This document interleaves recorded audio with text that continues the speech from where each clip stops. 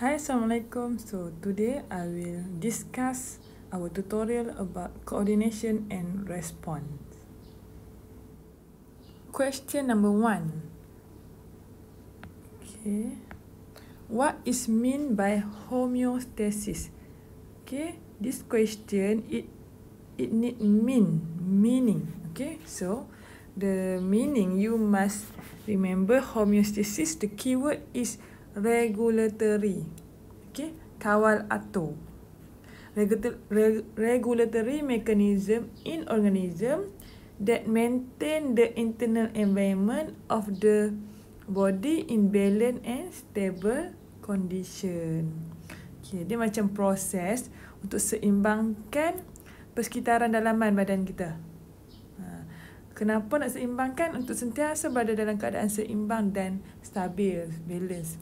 Tapi keyword dia selalunya untuk homeostasis regulatory. Dia kawal atur, kontrol dalam badan kita ni. Okay? So, kalau tengok jawapan A and B, shivering when cold, bila sejuk kita menggigil, betul. Excretion of sweat during hot weather, kita akan menyingkirkan peluh ketika cuaca panas, pun betul. Tapi ini adalah example. Okay, this is an example, not the meaning. Question number 2. Which of the following is not the importance of homeostasis? Okay. So A, regulate the body temperature at the normal level. Okay, betul. Control the gases change through respiratory system. So B, jawapan tu fokus kepada respiratory system sahaja. Sedangkan dalam homeostasis kita ada beberapa sistem. Contohnya endocrine system, excretory system. So this one is not the importance of homeostasis. So not jawapan dia B. Jadi cikgu baca juga C dan D. Allow human to control metabolic rate according to the body need. Okay, betul. Allow the body cell to function optimally. True. Although the external environment always change, walaupun persekitaran luar kadang-kadang panas, kadang-kadang sejuk, tapi sel-sel badan kita tetap boleh berfungsi secara optimum. Maksudnya kalau terlalu panas dekat luar sana pun, kalau kita pergi gunung yang sejuk, di atas gunung yang sejuk pun, sel kita tetap function sebab badan kita sentiasa ada satu proses untuk sentiasa balancekan suhu tu. Jadi kalau suhu terlalu panas, dia boleh menyebabkan sel tu mati. Tapi badan kita ni ada satu proses nama homeostasis yang menyebabkan sel kita sentiasa dalam suhu yang optimum. Jadi dia boleh berfungsi secara optimum. Which of the following is an example, okay, of homeostasis in living thing? A, human shivering when cold. Shivering when cold, betul. Bila sejuk kita akan menggigil. Cat hibernate during winter. Okay, yang ni kita tinggal sekejap. Human sweating during cold weather. Kalau waktu sejuk kita tak sweating, kita sweating waktu hot weather. Nah. Okay, jadi kita betulkan this is salah kat sini. Sepatutnya hot. Okay, banana tree shed their leaf during hot weather. Okay, banana tree dia tak shed, dia tak gugurkan daun dia, dia roll up. Kenapa dia roll up their leaf? To reduce water loss. Bila waktu panas, untuk kurangkan hilang air tu, reduce water loss. Pokok pisang dia akan menggulung, reduce water loss. Kalau waktu sejuk, dia akan jadi normal balik. Okay, itu homeostasis untuk tumbuhan seperti pokok pisang. Okay, and then kita pergi batas balik kepada B. Cat hibernate during winter. Apa itu hibernate? Hibernate tu macam tidur ataupun macam rehat lah.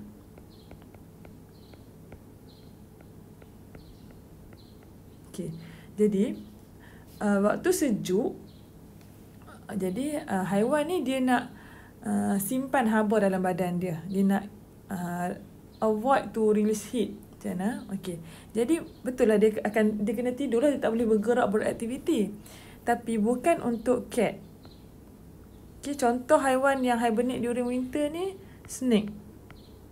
Snake yang berdarah sejuk ni. Okey. Kalau cat waktu sejuk apa yang dia buat? Okey, awak boleh refer buku teks muka surat 78. Awak boleh tengok gambar tu. My fur stand erect when it's cold to trap the heat. Dia nak simpan haba tu, dia punya bulu menegak. Okay. Selain awak boleh tulis fur stand erect tu untuk cat dia, awak boleh juga tulis cat hair will upright, menegak. Itu pun stand erect lah. Okay. During cold. Cikgu salah tulis. Ini yang ni. Okay. Okay, that's all. Okay, so jadi jawapan untuk 3 adalah yang paling tepat adalah A. Question number 4. Diagram 1 show an activity carried out by Mr. Hasnul. Okay, this is activity of jogging. Okay. Which of the following is biological response happen to his body? Okay, biological response ataupun corrective mechanism. Okay, when we are jogging, our body release heat. Release heat. Okay. When we are jogging, our body will produce heat. Okay. Produce heat.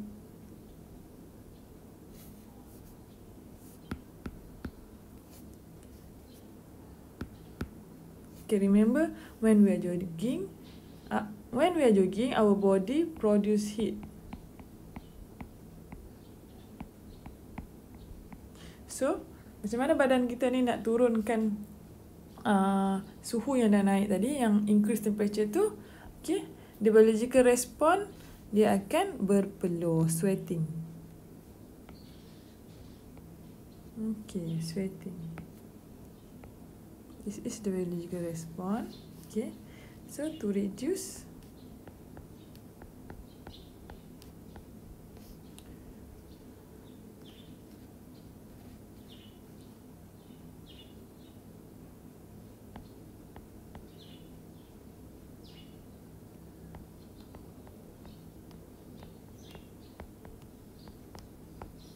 bila jogging, our body will produce heat, and then the sweat gland in our body will produce sweat to reduce body temperature. Okay, question number 5. Diagram 2 show boy sweating in a hot day. Which of the following show the biological response? Biological response ni lebih kurang corrective mechanism occur in his body. 1. Shivering. Salah, shivering berlaku ketika cold weather. The hair lie flat to the skin. The blood vessel dilate to let more blood flow to the skin. Okay, hair lie flat. Blood vessel dilate to let more blood flow to the skin. And the rate of heartbeat decrease. Okay. So, during hot day, biological response yang akan berlaku adalah respon yang menyebabkan heat is easier to release. Okay. So, antara 1, 2, 3 dengan 4. 1 tu memang salah dah. Okay. Hair lie flat to the skin. Lukis. Skin. Okay, ni bulu roma kita. Lebih kurang macam ni lah ya. Ada sweat glands. Okay, ada blood vessel. Okay, ni awak punya bulu roma. Okay, kalau during hot day yang hair ni dia akan lie flat. Sebab untuk memudahkan heat untuk memudahkan heat release. Okay.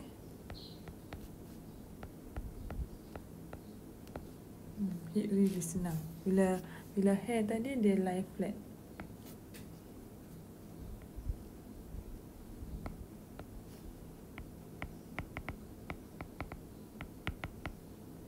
Okay. Sama juga dengan blood vessel dilate. Kita punya salur darah tu akan mengembang bagi lebih dekat kepada kulit untuk mudahkan heat release tadi. Jadi jawapan yang paling tepat adalah 2 dan 3. So 2 dan 3 C. Question number 6. Which of the following is the homeostasis response of adults? Okay. So jawapannya senang saja yang ini. Kita tengok dalam A, B, C, D. Okay, D. Okay. Dog will hang their tongue out to release heat from the body. Okay. Homeostasis response of a dog. Dia tak tanya apa waktu panas kan waktu sejuk. Cuma untuk anjing, dog macam mana dia punya response. Okay. Question number 7. What are the tiny pore on the leaf that allow water vapor to escape during transpiration? Okay, apa nama dia? What are the tiny pores? Okay, so nama dia tiny pores tu adalah stomata. Dalam bahasa Inggeris stomata. Okay, awak boleh rujuk buku teks muka surat 81. Okay, ni lukisan untuk stomata. Dia lebih kurang macam ni. Ni dia ada kat.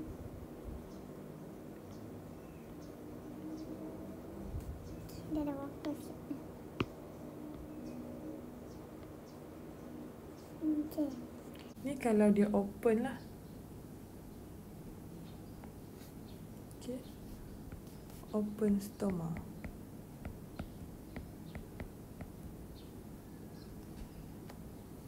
Okay lah. Question number 8. Which of the following process can regulate water in plant? Nak kawal atau air dalam tumbuhan. Okay. Osmosis, diffusion, photosynthesis, transpiration. Okay, the best answer is transpiration. You can read about transpiration. Awak boleh baca tentang transpiration dalam muka surat 80. Okay. Transpiration ni proses water from the plant lost through stoma yang kita lukis tadi. Okay, transpiration. So ingat transpiration, ingat water loss. Water loss from the plant through stoma.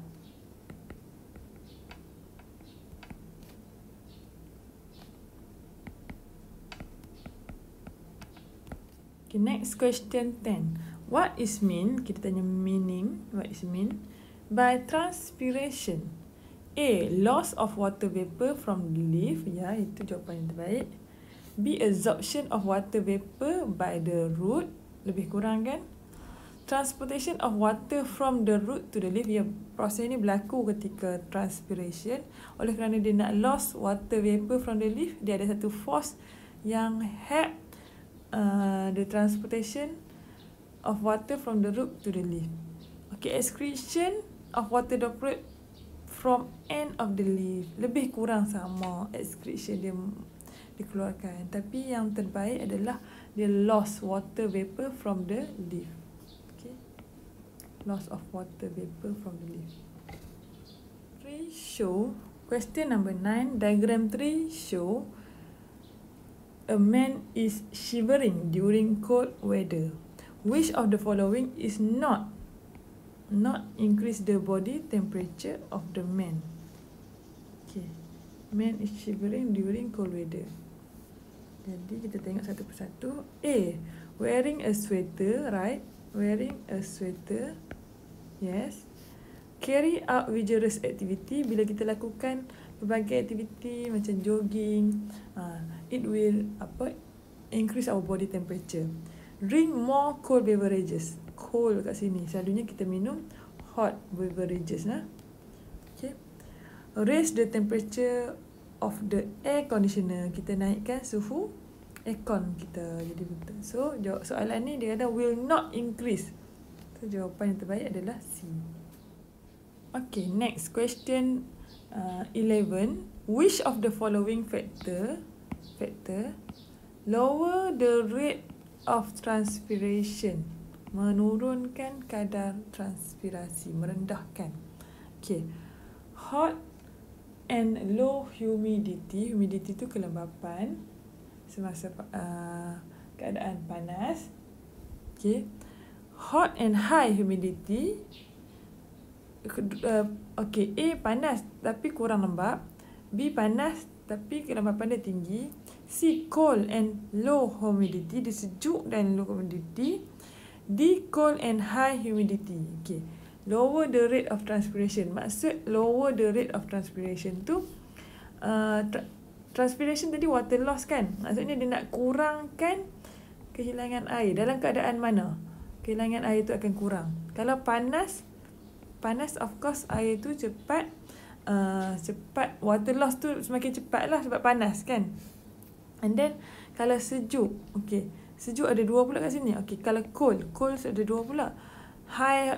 High humidity kan low humidity. Yang mana yang paling kurang sekali air tu kadar transpirasinya kurang. Maksudnya mestilah D. Dalam keadaan sejuk dan kelembapan yang tinggi, okay, water from the plant dia kurang hilang lah, sebab dia dah sejuk. Kalau panas cepatlah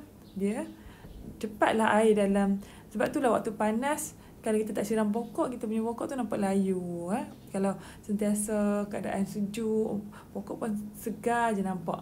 Sebab dia punya rate of transpiration lower. Okay. Sejuk dan kelembapan yang tinggi. Okay. Kita boleh tengok tu pagi-pagi pokok kita segar lagi. Bila tengah hari, dia dah mula, kalau pokok banana tu dia dah roll up the leaf. Ataupun kalau pokok-pokok lain dia nampak layu je sebab dia kurang air masa tu. Air dia dah keluar ikut transpiration process. Question 12. Which of the following is the homeostasis response of lizard, cicak? Okay. Ingat cicak tu reptile. Reptile tadi, selain cicak tadi cikgu ada bincang tentang snake kan. Snake dia hibernate during cold weather. So, jawapan yang terbaik di sini adalah B. Passive and the movement becomes slower in cold weather. Sama lebih kurang macam hibernate. Dia kurang bergerak. Waktu sejuk ni dia kurang aktif lah. Untuk dia reduce heat loss. The next question. Which of the following is true about the condition of plant during daytime, pada waktu siang? Okay, stomata are closed. Okay, ini salah. Awak boleh rujuk muka surat 81. Kutex. During the day, during waktu hari siang, stoma is open. Stoma open to enable more water to be evaporated.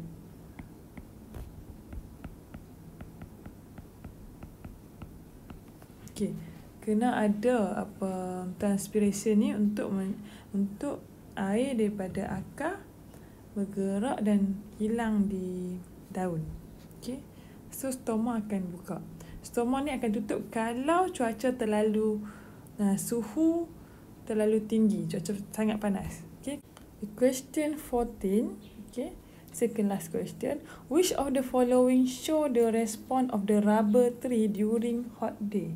Pokok getah macam mana dia punya respon masa panas? Okay, Response of laboratory. So the best answer is A. Shading dia leaf. Pokok getah dia akan menggugurkan daunnya ketika waktu panas. Last question. Which of the following show the corrective mechanism when the water content in the body increase?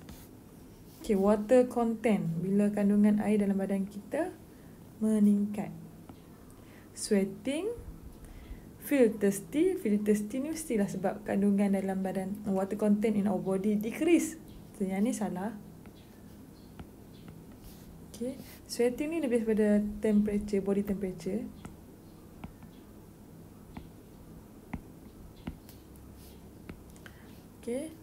And then production of urine increase. Yes, water content in the body increase, kita akan produce more urine. Yang ni salah. So jawapannya adalah C. Itu sahaja untuk hari ini. Cikgu harap anak-anak murid di rumah dapat buat latihan ni dengan nonton video ini. Kita akan berjumpa lagi. Jangan lupa subscribe channel cikgu dan tekan loceng untuk dapat notification. Boleh komen jika anda suka video ini dan share bersama rakan-rakan anda. Assalamualaikum.